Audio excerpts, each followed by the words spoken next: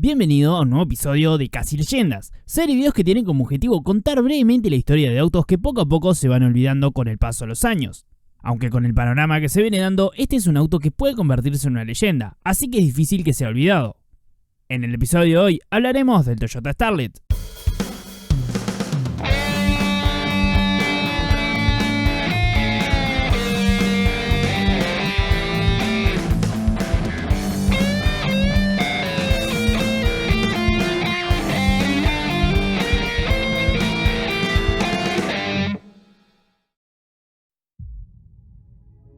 Esta serie poco a poco va sumando más episodios, así que me gustaría saber sobre qué automóvil te gustaría que haga un episodio, ya que este fue sugerido por un suscriptor a quien le agradezco. Déjame tu comentario. Corrían los años 70 cuando Toyota ya llevaba varios años comercializando su modelo Pública, o también conocido como Toyota 1000 fuera de Japón. El mismo desde un principio estuvo orientado a cumplir con los requisitos del gobierno para ser el auto nacional. Es por esto que era el más pequeño de Toyota en ese momento, con una carrocería base sedán y otras como camioneta, convertible, coupé y pickup. Es en 1973 que dentro de la tercera generación del Pública llegó una versión que tenía como objetivo conquistar al mercado juvenil. Esta versión era un nuevo estilo coupé que reemplazaba la existente, con mayores dimensiones y un estilo hatchback que se diferenciaba muy fácilmente del resto de la gama. Esta nueva versión era denominada como Toyota Pública Starlet, que es nada más ni nada menos que la primera generación del Starlet.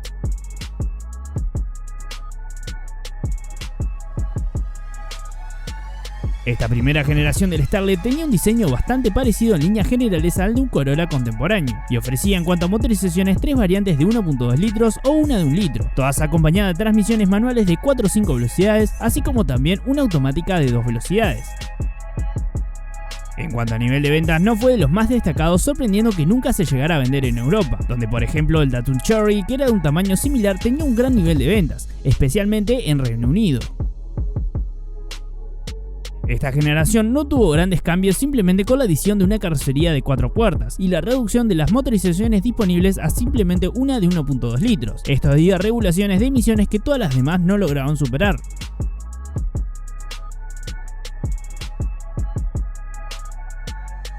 Para 1978 es cuando Toyota lanzó la segunda generación ya con el Starlet como un modelo por sí mismo, aunque dejando el legado del Pública reflejado en el número de chasis de las unidades, con la letra P al inicio.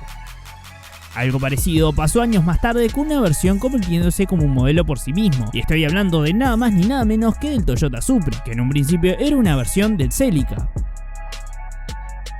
Esta nueva generación presentó un nuevo diseño hatchback con carrocerías de 3 y 5 puertas, así como también una carrocería Stage Wagon, convirtiéndose en el modelo de entrada de la marca, que a diferencia de otros competidores lograba destacar gracias a que conservó la motorización delantera con tracción trasera, algo extremadamente poco común en un hatchback.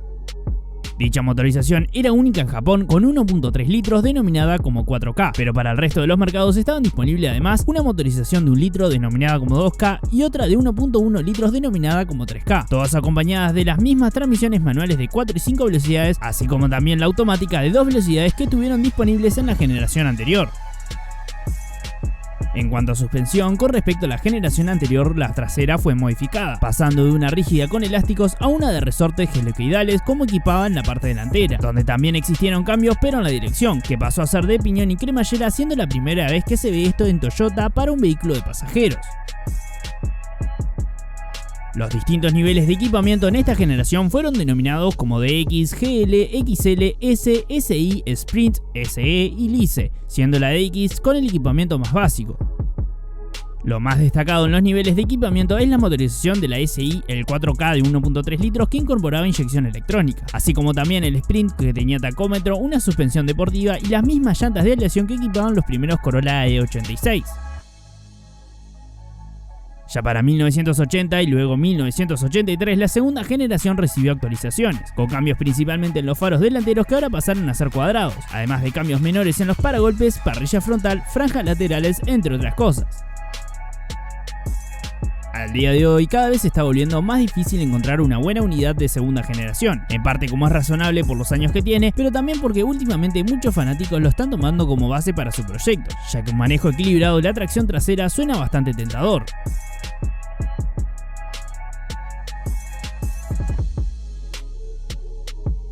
La tercera generación del Starlet llegó en 1984 con cambios muy notorios en cuanto a diseño, ya que presentaba líneas mucho más rectilíneas propias de la marca en esos años, además de que era un poco más ancho mejorando el espacio interior y un poco más corto que antes, así como también un poco más liviano con 40 kilogramos menos. Igualmente, el cambio más importante es a nivel mecánico con la tracción pasando a la parte delantera, algo que es normal en los automóviles de este segmento y por lo que destacaba la generación anterior. Las motorizaciones también cambiaron de manera notoria, ya que pasó a equipar motores de la línea E de 12 válvulas que proporcionaban más potencia que los de la línea K y una mejor economía. En Japón, la única motorización disponible fue la de 1 litro acompañado de una nueva transmisión de 5 velocidades, que reemplazaba la única opción de 1.3 litros ya que el nuevo motor de 1 litro producía un 20% más de potencia que el anterior de 1 litro y un 14% más de torque, logrando un rendimiento mayor que el de la antigua 1.2 litros con el cual creían que era suficiente para el mercado. Para el resto de los mercados, las motorizaciones fueron más variadas, ya que existieron 3 motorizaciones distintas, la aspirada de 1 litro que se vendía en Japón, así como también una de 1.3 litros y por último una de 1.3 litros SOHC Turbo denominada como 2ETELU, que producía una potencia de 110 caballos de fuerza, equipada en las versiones Turbo R y Turbo S, que además tenían una suspensión activa denominada como TEMS y un peso total menor que el resto de la gama, convirtiéndose en las versiones deportivas del Starlet. Esta generación tuvo una única actualización en 1987, cuando recibió cambios en la suspensión que mejoraban el confort y el desempeño, así como también cambios en el equipamiento que incluyeron apertura remota de la tapa del combustible y puerta trasera, limpia parabrisas traseros intermitente, entre otras mejoras.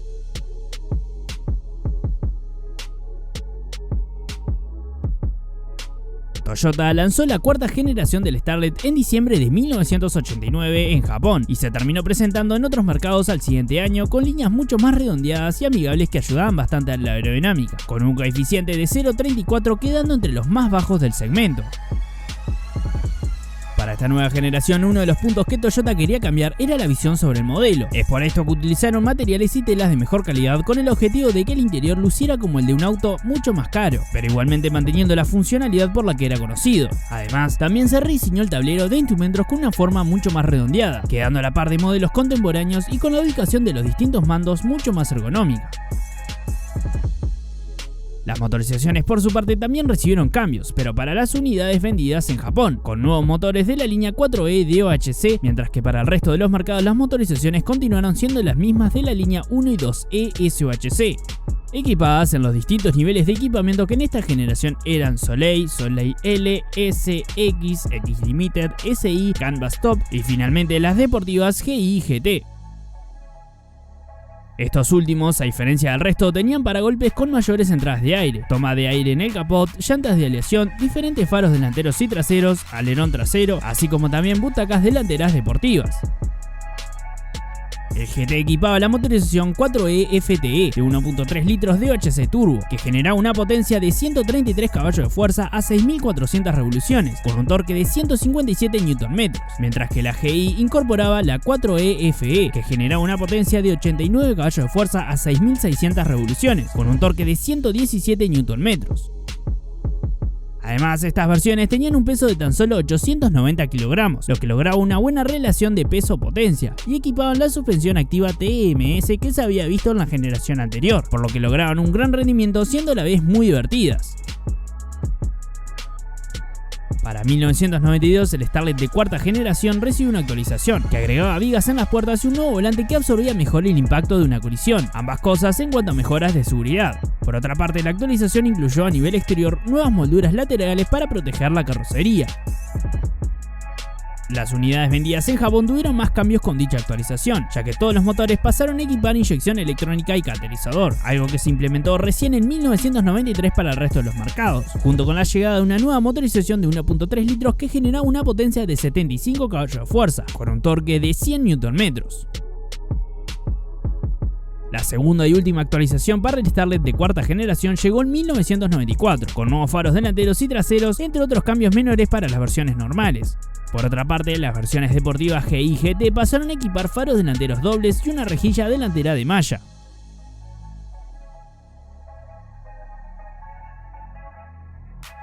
La La última generación del Starlet llegó en 1996, manteniendo los mismos principios que las generaciones anteriores, pero pasando a utilizar la misma plataforma que el Toyota Paseo, incluida la suspensión y otros componentes como el tablero para las versiones con volante a la izquierda. Las versiones para los marcados con volante a la derecha tenían su propio diseño con las salidas del aire acondicionado un poco más altas, entre otros detalles menores. Donde destacaba mayormente la nueva generación del Starlet era a nivel de seguridad, ya que excedía las normas europeas gracias a que tenía una alta integridad estructural, brindándole una gran protección a los ocupantes, todo esto sin afectar el peso ya que era muy liviano gracias a los materiales utilizados. Los niveles de equipamiento en esta generación fueron 3 en un principio, con el Reflect siendo la versión base, el Glanza como la versión deportiva que suplantaba al anterior GI y GT y finalmente la Karat, que tenía el equipamiento más lujoso. Más tarde también apareció una versión denominada como Remix, que era básicamente un SUV y estaba únicamente disponible en Japón. Las distintas motorizaciones para esta generación prácticamente eran las mismas que para la generación anterior, incluidas las de las versiones deportivas, con la Glanza S que era la variante aspirada generando prácticamente la misma potencia con el 4E FE, que le permitía realizar el 0 a 100 en 11.9 segundos. Por otra parte, la variante Turbo Glanza B tampoco varió mucho su potencia con 5 caballos de fuerza más, lo que le permitía realizar el 0 a 100 en 8.2 segundos. Las versiones Glanza no estuvieron disponibles fuera de Japón, aunque algunas unidades llegaron a otros mercados mediante importaciones privadas, y para 1996 Toyota lanzó una edición especial alivianada, que no contaba con aire acondicionado ni vidrios eléctricos para poder extraerle el mayor rendimiento posible. Esto ha sido todo por hoy. Si te ha gustado el video, no olvides dejar tu like. Si es la primera vez que ves uno de mis videos, no dudes en suscribirte y pasarte por mi canal, ya que tengo mucho más contenido de este estilo. Yo soy Iván Díaz de Red Limit y nos vemos en el próximo video.